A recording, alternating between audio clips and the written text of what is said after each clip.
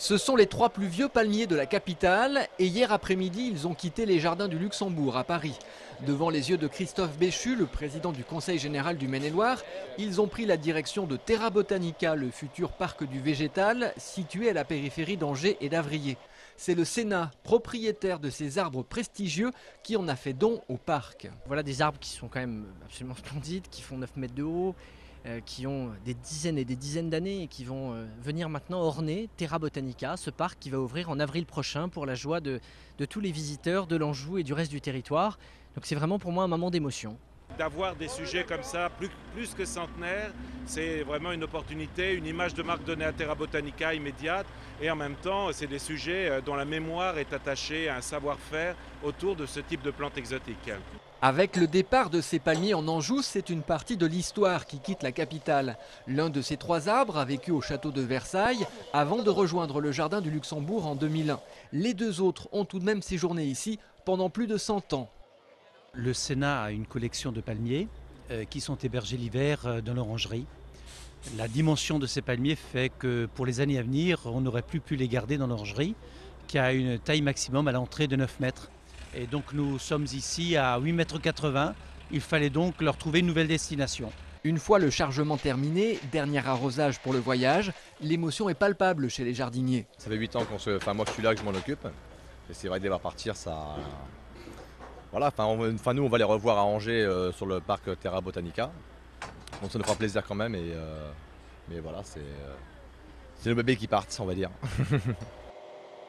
Après 18 heures de route, les palmiers sont arrivés ce matin à destination. Dans 6 mois, en avril prochain, le parc Terra Botanica ouvrira ses portes. Les arbres reprennent maintenant de la hauteur pour être installés dans le futur centre d'affaires. Une opération difficile puisqu'il faut composer avec la charpente métallique déjà en place. Tout s'est bien passé. À midi, la plantation était terminée. Les 3 palmiers peuvent maintenant ouvrir un nouveau chapitre de leur histoire.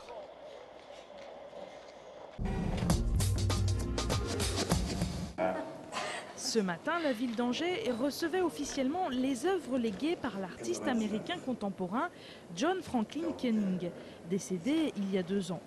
10 toiles peintes entre 1947 et 2000 sont ainsi données au musée des Beaux-Arts d'Angers. C'est une œuvre qui appartient à l'abstraction de la seconde génération, je dirais.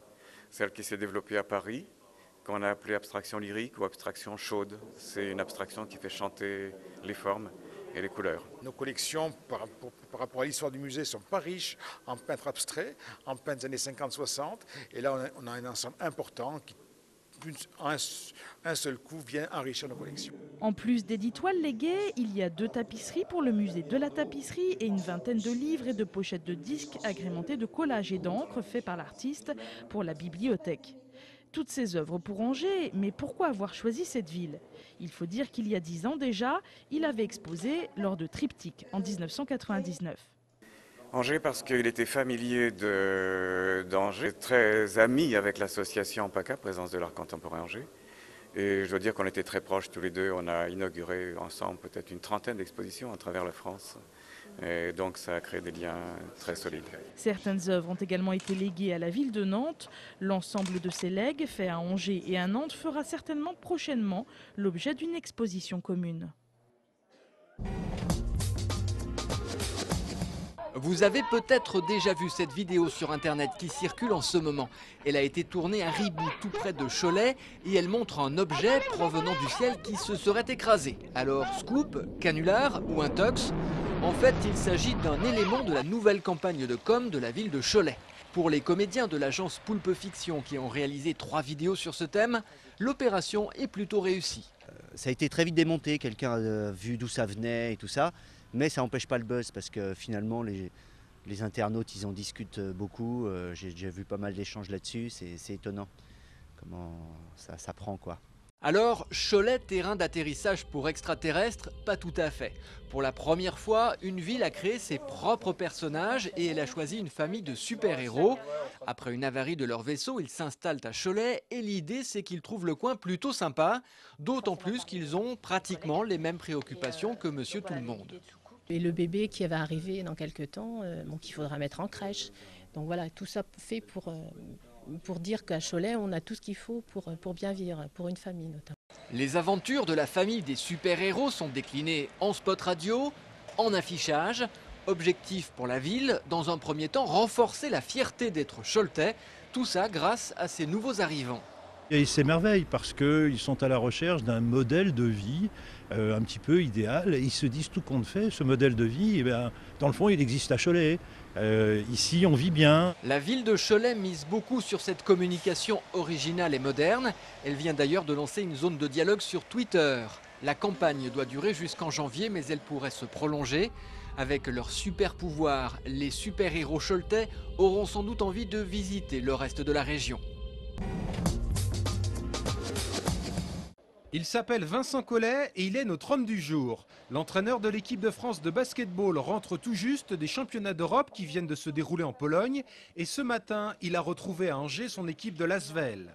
Car Vincent Collet est aussi l'entraîneur de Villeurbanne. Les joueurs de la banlieue lyonnaise disputeront demain à 21h à Angers-Saljean-Bouin le match des champions opposant le champion de France en titre au vainqueur de la Coupe de France. Et pour cette rencontre contre l'équipe du MSB Le Mans, Vincent Collet devrait enfin disposer d'une équipe quasiment au complet.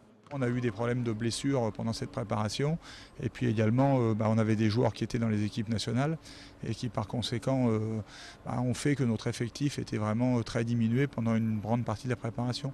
Donc là on va avoir le bonheur de retrouver l'essentiel de nos joueurs et donc de pouvoir disputer ce tournoi au complet. Et ça c'est une chose importante pour nous. Ce trophée des champions se déroule, rappelons-le, dans le cadre du tournoi ProStar qui se conclut ce samedi à Angers. L'an dernier, les Villeurbanais s'étaient inclinés en finale de ce trophée, 76 à 73 face à Nancy.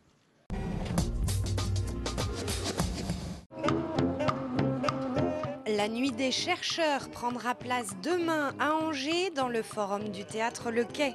4e édition angevine de ce grand rendez-vous des scientifiques de tous horizons. Une occasion en or de découvrir leur travail et de comprendre leur univers tout en s'amusant. Elle est heureuse! La nuit des chercheurs, c'est donc demain, vendredi, de 18h à minuit au théâtre Le Quai.